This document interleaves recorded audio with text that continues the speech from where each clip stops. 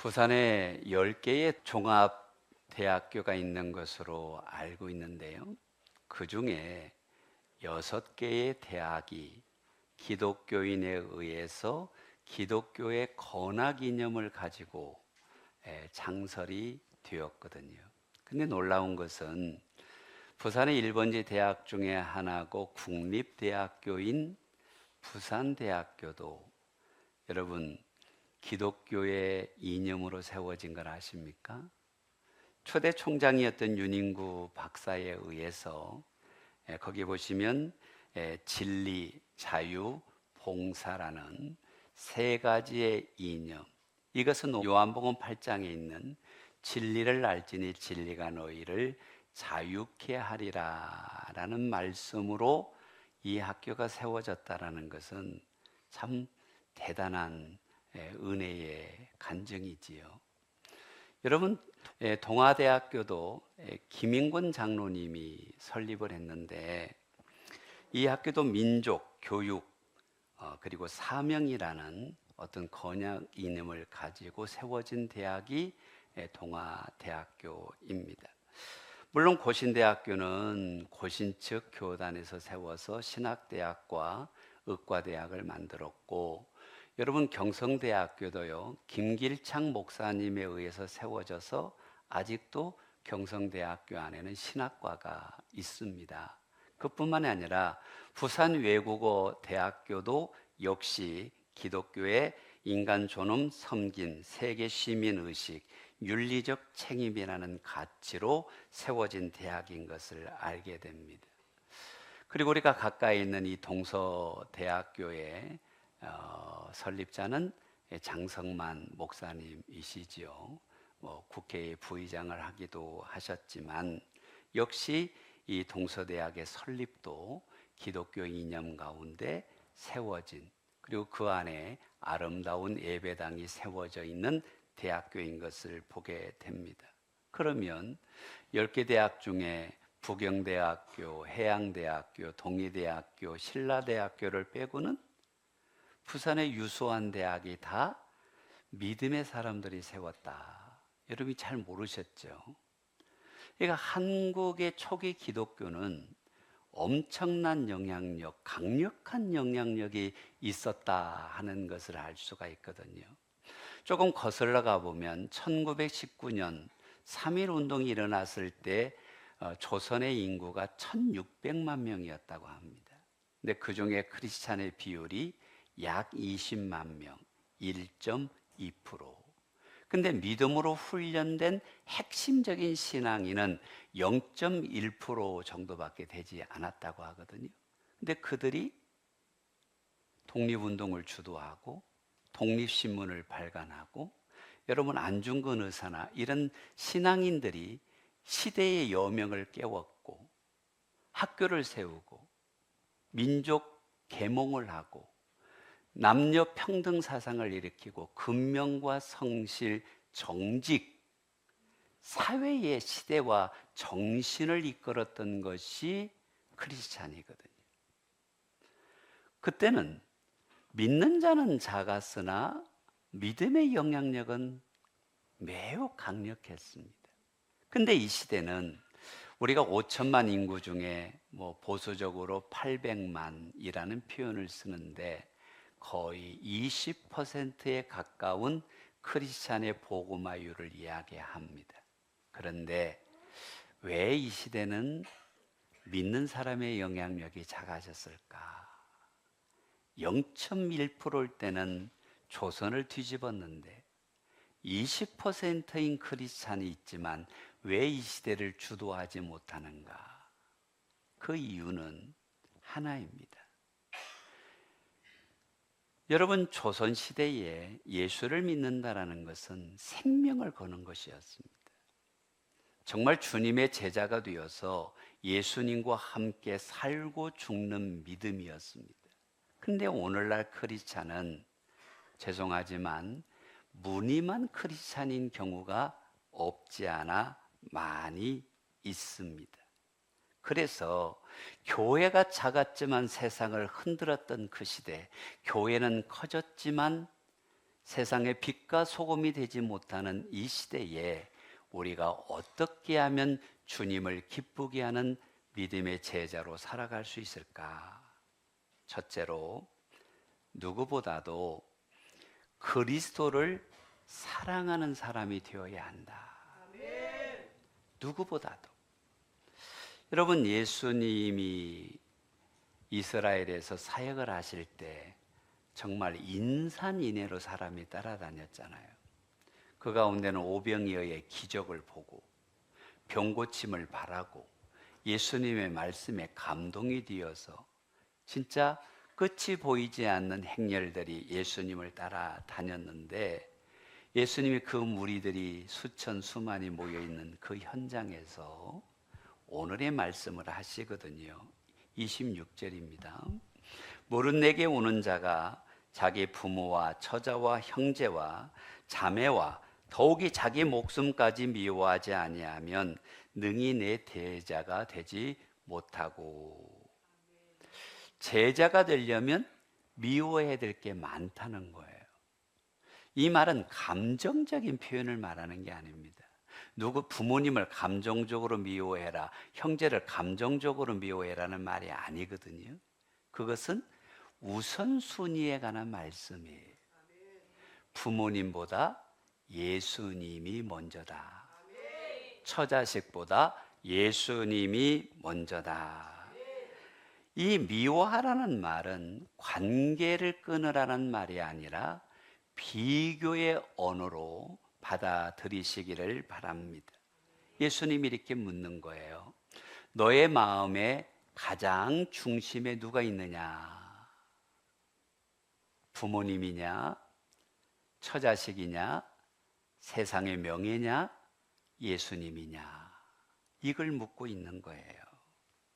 여러분, 제자는 가족을 사랑하지 않는 사람이 아니라 가족을 사랑하지만 예수님을 가장 사랑하는 사람이다. 아멘. 주님이 그걸 요청하고 있는 거예요.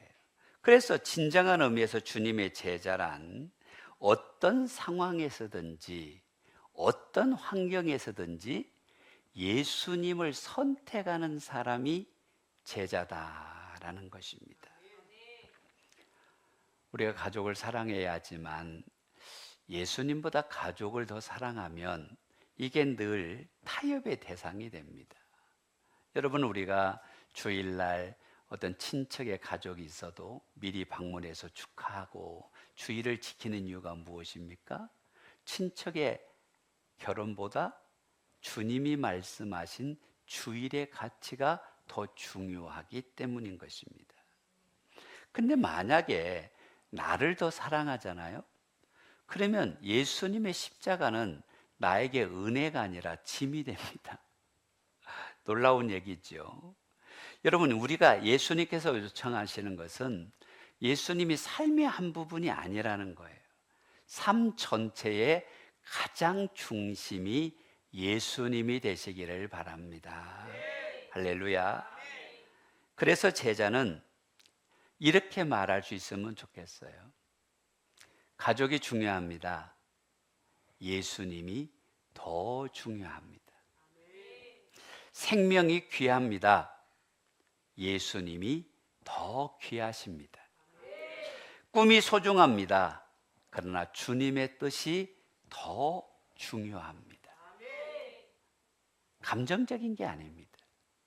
비교의 우선순위가 예수님이기를 요청하고 있는 것입니다.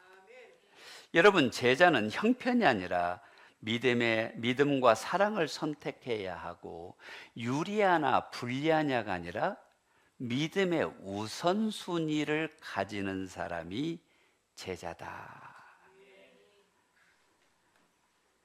주님을 선택하는 순간 다른 것은 자리를 찾게 되지만 주님을 떠나는 순간 다른 것들도 궤도를 이탈한다라는 것을 기억하셔야 합니다. 그래서 주님이 오늘 우리에게 묻는 것은 네가 나를 얼마나 사랑하느냐가 아니에요. 사랑의 1순위가 나냐. 어렵지요. 말씀이 거룩한 부담이 있습니다. 여러분 기억하셔야 될 것은 너의 사랑의 1순위가 누구냐? 예수님이냐고 묻고 있는 것입니다. 어떻게 보면 이 말씀이 굉장히 부담이지만 왜 우리가 이 말씀에 아멘으로 화답하냐면 가족이 중요하지만 예수님이 더 중요한 선택을 했을 때 그 결과가 나쁠까요? 좋을까요? 물질이 중요하지만 예수님을 더 중요한 선택을 했을 때 예수님이 더 좋은 걸 주실까요? 나쁜 걸 주실까요? 우리가 그것을 안다는 것입니다. 그것을 알기 때문에 여러분 주님을 선택하면, 주님을 따라가면, 주님을 의지하면 모든 것을 얻게 될 줄로 믿습니다. 아멘. 그래서 주님의 제자는 사랑의 우선권을 예수님께 두자. 토저가 이런 말을 했죠. 하나님은 결코 우리에게서 좋은 것을 빼앗지 않는다는 거예요. 다만 더 좋은 것으로 바꿔주려고 하는데, 여러분 애착 인형이라는 게 있죠. 조금 다른 경우지만 아이들이 뭐 한 3년 5년 써서 막 떨어지고 때국물도 묻고 세균도 많을 것 같은, 근데 이 인형을 부모님이 이제 컸으니까 더 세련되고 더 이쁘고 더 좋은 걸로 바꿔주려고 해. 근데 안 뺏기려고 해. 조금 다른 이유지만 우리 주님은 우리에게 우리를 부르시는 이유가, 우리를 쓰시는 이유가 무너뜨리려고 그러는 게 아니에요. 더 큰 은혜 주시려고, 더 큰 복을 주시려고, 더 큰 사명 주시려고. 그럼 나의 애착을 좀 내려놓자는 거예요. 주님이 1번이 되도록 주님을 먼저 사랑합니다. 여러분 사탄은요 우리에게 늘 좋은 것을 제시하거든요. 기가 막힌 거, 보암직하고 먹음직하고 탐스럽게 할 만한 걸 주거든. 근데 그 결과는 뭐예요? 최악이에요. 근데 주님은 우리를 볼 때 좀 아파 보이는 걸 주시거든요. 근데 그것을 감당하면 그 결과는 최선이에요. 눈에 보이는 좋은 것이 아니라 영혼에 호강하는 믿음의 길을 선택하자. 할렐루야. 여러분 우리가 예수님이 가장 중요한 사랑의 대상이 되게 하십시오. 인생을 걸고 예수님을 사랑하는 성도, 목숨보다도 하나님을 사랑하는 성도, 그럴 때 우리도 주님께 사랑받는 제자가 될 줄로 믿습니다. 두 번째로 어떤 대가를 치러도 그리스도를 따르는 사람이 제자입니다. 여러분 예수님을 따르는 길이 항상 꽃길만 걸어가는 건 아니잖아요. 주님이 좁은 길이라 했습니다. 여러분 8차선 가는 게 좋습니까? 1차선 편도를 왕복으로 사람이 왔다 갔다, 차가 왔다 갔다 하는 게 좋습니까? 좁다라는 건 불편하다는 겁니다. 여러분 불편하다는 건 그만큼 대가를 지불해야 된다는 말씀이거든요. 27절을 봅시다. 누구든지 자기 십자가를 지고 나를 따르지 않는 자도 능히 내 제자가 되지 못하리라. 주님이 십자가를 지고 나를 따르는 것이 제자다 했습니다. 여러분 사복음서를 어디를 보십시오. 예수님을 따르면 편안해진다, 예수를 따르면 복이 넘친다, 예수를 따르면 모든 게 갑자기 잘 된다, 단 한 구절도 없습니다. 근데 강조하고 있는 것이 뭡니까? 나를 따르는 것은 십자가를 지는 것이다. 여러분 제자라는 것이 배우는 사람이고, 제자라는 것이 훈련하는 사람이고, 제자라는 것이 따르는 사람입니다. 이 세 가지를 모으면 제자는 배우되 훈련하며 끝까지 예수님을 따라가는 사람이 제자인 건 맞지요? 근데 이 배우고 따르고 훈련하는 중심에 뭐가 있어야 하느냐? 복이 아닙니다. 성공이 아닙니다. 잘됨이 아닙니다. 십자가. 십자가가 중심에 있어야 합니다. 성도 여러분, 오늘 우리가 여기까지 믿음을 잘 지키고 예수님을 따라 십자가를 따라 잘 걷고 있습니다. 그런데 우리가 이 주님의 뒤를 따르지 않는, 병을 고치기 위해서, 떡을 얻기 위해서, 기적을 보기 위해서 따르는 무리가 되면 안 된다는 것입니다. 무리가 뭡니까? 자기 중심적이지만 제자는 누가 중심이어야 할까요? 그렇지요. 무리의 특징은 늘 내 생각, 내 감정, 내 마음이 우선인데 제자는 예수님의 뜻, 예수님의 원하심, 예수님의 이끄심이 1번이거든요. 무리는요, 이익이 되는 곳을 따라가요. 근데 제자는 희생하는 길을 쫓아갑니다. 주님이 이익을 위해서 이 땅에 오셨나요? 죽기까지 희생하기 위해서 오셨나요? 무리는 자기가 원하는 것을 위해 따르지만 제자는 주님을 위해서 자신도 내어놓는 사람이 제자라는 겁니다. 주님 말씀하십니다. 십자가를 지고 나를 따라와라. 여러분, 여기서 말하는 십자가가 뭐예요? 요즘은 그렇지 않은데 옛날 어른들이 그렇잖아요. 이렇게 가을쯤 되면 무릎이 시리잖아요. 그러면 나는 이렇게 십자가가 많아서 관절림이 많은지 모르겠다고. 그게 십자가가 맞아요? 그거는 병이에요, 병. 십자가가 아닙니다. 여러분, 십자가는 뭐냐면 자기가 자기의 자리에서 순종해야 될 사명이 십자가예요. 여러분, 예수님의 사명이 뭡니까? 인류를 위하여 모든 죄를 짊어지고 십자가에서 죽으시는 것이 예수님의 사명이었어요. 주님은 우리에게 사명을 주셨어요. 주님은 우리에게 직분을 주셨어요. 주님은 우리 거룩한 하나님의 일을 위임하셨어요. 그 자리에 머물러 주님을 기쁘게 하는 자, 무엇보다도 먼저 주님을 사랑하는 자가 제자라는 것입니다. 기억하십시오. 그 주님을 따르는 십자가에는 반드시 대가가 있습니다. 그러나 주저앉지 마세요. 대가를 치르면 내가 생각지 않은 황홀한 은혜가, 놀라운 은혜가 면류관이 예비될 줄로 믿습니다. 혹시 저의 세대만 해도 옛날에 이 우물가에 이렇게 펌프에서 올리는 우물을 보신 분들이 많이 있을 것 같습니다. 근데 여기에 정말 중요한 게 있습니다. 마중물을 항상 준비해 놔야 된다는 것입니다. 근데 어떤 사람이 지금 막 갈증이 나서 왔는데 펌프질을 하니까 힘들어. 근데 마중물을 마셔버렸어. 그럼 그 사람 다음부터는, 근데 내가 좀 그걸 참고 이 마중물을 펌프 안에 넣고 펌프질을 열심히 하면 끊임없는 샘물이 올라오는 거잖아요. 여러분, 우리의 믿음이라는 게 그렇습니다. 세상에 보면 자꾸 야, 손해보지 마라, 네 하고 싶은 거 해라, 네가 하고 싶은 게 좋은 거다라고 말하는데 우리는 주님을 위하여 마중물을 예비하고 믿음의 펌프질을 하면 은혜가 솟고 하나님의 능력이 솟고 하나님의 역사가 일어날 줄로 믿습니다. 그래서 제자는 이 길이 편안한 길이냐고 묻는 게 아니라 이 길이 사명의 길이냐고 물어요. 제자는 이 길이 안전한 길이냐가 아니라 주님이 원하는 길이십니까? 라고 물어요. 근데 많은 성도들이 이 대가를 치르려고 하지 않습니다. 편한 게 좋고 그냥 예수님을 믿어 천국은 가고 싶은데 아무것도 하지 않다가 그냥 천국 가는 무임승차하기를 원하는 성도가 너무 많아요. 십자가 없이 열매가 없습니다. 십자가 없이 부활도 없고요. 십자가 없이 영광도 없는 것입니다. 그래서 주님 말씀하는 거예요.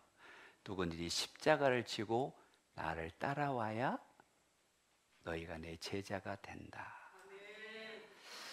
여러분, C.S. 루이스가 그리스도께서 요구하시는 것은 우리를 조금 고치는 것이 아니라 완전히 새롭게 만들기를 원하신다.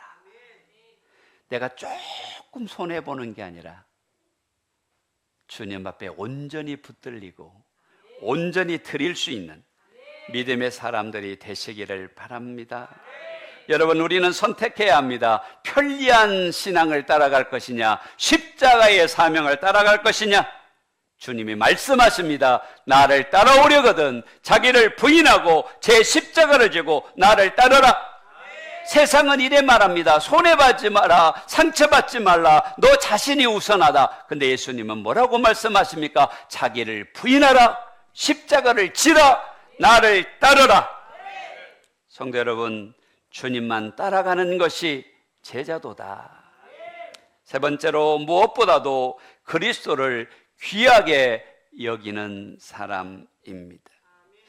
예수님의 말씀이 수위가 올라갑니다. 나를 사랑해야 된다, 나에게 십자가를 지라 하더니 이제는 물질도 던지뿌라. 여러분, 이 세상에 직장 생활하는 이유가 뭡니까? 인생의 거의 3분의 1을 직장 생활하는데 뭐 하려고? 여러분은 솔직하지가 않은 것 같아요. 한번 다시 물어볼게요. 뭐 하려고? 이제 솔직해진 것 같습니다. 물질 때문에 직장 생활합니다. 근데 33절을 같이 읽어봅시다. 이와 같이 너희 중에 누구든지 자기의 모든 소유를 버리지 아니하면 능히 내 제자가 되지 못하리라. 이 말씀이 불편해요. 예수를 믿으려면 모든 걸 버리라는 말인가? 가난해지라는 말인가? 아닙니다. 나의 가장 귀한 자리가 돈이냐, 명예냐, 자기냐, 예수님이냐를 묻고 있는 거예요. 예수님을 따르려면 내가 가장 귀하게 붙들고 있는 것을 버리고 예수님이 귀한 분이 되어야 할 줄로 믿습니다. 여러분, 원래 주 예수보다도 귀한 분은 없네라는 이 찬송가가 원래는 복음송으로 나왔었죠. 그 복음송일 때는 가사가 주 예수보다 귀한 분은 없네였어요. 이 세상에 어떤 분보다 예수님이 귀한 분이라는 거예요. 근데 찬송가로 편입이 되면서 가사가 달라졌는데 예수보다 귀한 것은 없네. 그런 것 같아요. 사람보다는 예수님이 귀한 분 맞아. 근데 것에는 모든 게 포함돼. 뭐도 포함될까요? 물질도 포함돼. 그럼 여러분 여쭤볼게요. 주 예수보다도 귀한 것은 없습니까? 아니지. 하나님, 내 노후 자금은 챙겨놓고, 여행 자금은 챙겨놓고, 비즈니스 자금은 챙겨놓고, 엔조이 자금은 챙겨놓고, 그 다음 것은 주님 것입니다. 그렇게 고백할 수 있는 신앙인들이 허다하다라는 것입니다. 그러면 여러분 여쭤봅시다. 주님이 물질보다 주님이 귀한 분으로 여기라는 이유가 우리를 망하게 하려고 그럽니까? 살리려고, 더 크게 쓰시려고, 복 주시려고. 여러분, 주님의 나라는 무엇을 가졌느냐로 평가되는 게 아닙니다. 무엇을 귀히 여겼느냐로 평가되는 것입니다. 예수님을 귀히 여기면 돈은 도구가 되는데 예수님이 귀히 여기지 않으면 돈이 목표가 된다는 것입니다. 물질은 통로죠. 은혜의 통로입니다. 사랑하는 성도 여러분, 우리가 단호하게 모든 소유를 버리지 아니하면 능히 내 제자가 되지 못하리라 하셨는데 세상의 모든 것보다 예수님 사랑합시다. 이 말씀은 같이 한번 읽어볼까요? 우리가 가진 모든 것보다 그리스도가 더 중요하다는 선언이다. 보통 사람들이 새 차를 사면 한 3개월에서 6개월은 이게 유효기간이 있는 것 같아요. 닦고 쪼이고 기름치고 세차하고 뭐 하나 묻으면 그냥 여러분 조그마한 기스가 나면 난리가 납니다. 근데 한 1년쯤 되면 어때요? 그러려니. 여러분, 제자의 길은 축복만 있는 건 아니에요. 어려움도 있습니다. 고난도 있습니다. 손해도 있습니다. 자존심 상한 때도 있습니다. 그런데 주님이 묻는 거예요. 그래도 괜찮냐? 그래도 따라가는 사람, 그래도 순종하는 사람, 그 사람이 제자인 줄로 믿습니다. 여러분, 참된 제자는 자기의 이익을 포기하고 자기의 생각을 포기하고 자기의 욕심을 포기하고 예수님이 먼저입니다. 이 고백을 할 수 있는 저와 여러분이 되시기를 바랍니다. 존 웨슬리 목사님이 유명한 말씀을 하셨죠. 지갑이 회개하지 아니하면 진짜로 회개한 게 아니다. 일부에 있는 일부 예배 때 세 가족이 그런 얘기 하더라고요.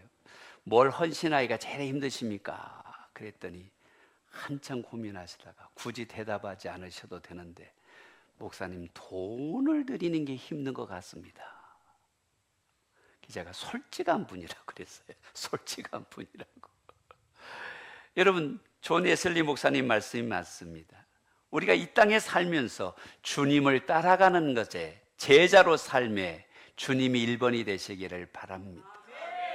요한복음 8장 31절에 너희가 내 말에 거하면 참으로 내 제자가 되고, 말에 거한다는 말은 은혜 받았다는 말이 아닙니다. 기쁘다는 말이 아닙니다. 동의한다는 말이 아닙니다. 그 말씀대로 사는 것입니다. 오늘날 이 시대에 크리스찬들이 영향력이 없는 것은 은혜를 못 받아서가 아닙니다. 성경을 몰라서가 아닙니다. 말씀대로 사는 제자가 없기 때문인 것입니다. 사랑하는 성도 여러분, 보네퍼 목사님이 이렇게 말했습니다. 그리스도께 순종하는 자만이 믿음을 말할 자격이 있다. 우리가 순종할 때, 말씀에 순종할 때, 말씀에 따라 살 때 복음의 능력이 나타나게 될 줄로 믿습니다.